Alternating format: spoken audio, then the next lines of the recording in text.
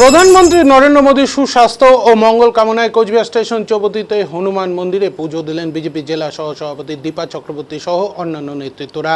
প্রধানমন্ত্রী নরেন্দ্র মোদীর সুশাসনের 12 বছর পূর্তি এবং মোদীজির সুস্বাস্থ্য এবং সর্বাঙ্গীন মঙ্গল কামনায় এই পুজো দেওয়া হলো বলে জানান তারা। পাশাপাশি যেভাবে বিজেপি সরকার এই 12 বছর কাজ করেছে, আগামীতেও এইভাবে কাজ করবে বলে আশা করেন তারা।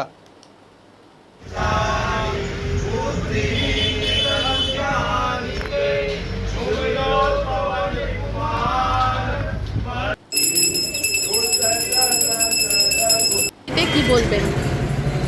প্রধানমন্ত্রী নরেন্দ্র মোদিজির আমলে আজকে 12 বছরের বিজেপি সরকারের পূর্তি হয়েছে। তো 12 বছর বিজেপি সরকার যে সফলতার সাথে কাজ করেছে, জনগণের জন্য যে কাজ করেছে, তাই আমরা আজকে প্রধানমন্ত্রীর উদ্দেশ্যে, বিজেপি সরকারের উদ্দেশ্যে আমরা বাবা বজরংবলীর কাছে এসেছি যে আগামী দিনে এই সরকার জনগণের জন্য জনকল্যাণমূলক এই রকম আরও অনেক কাজ করুক, যাতে সাধারণ জনগণ উপকৃত হয়। কি বলবেন?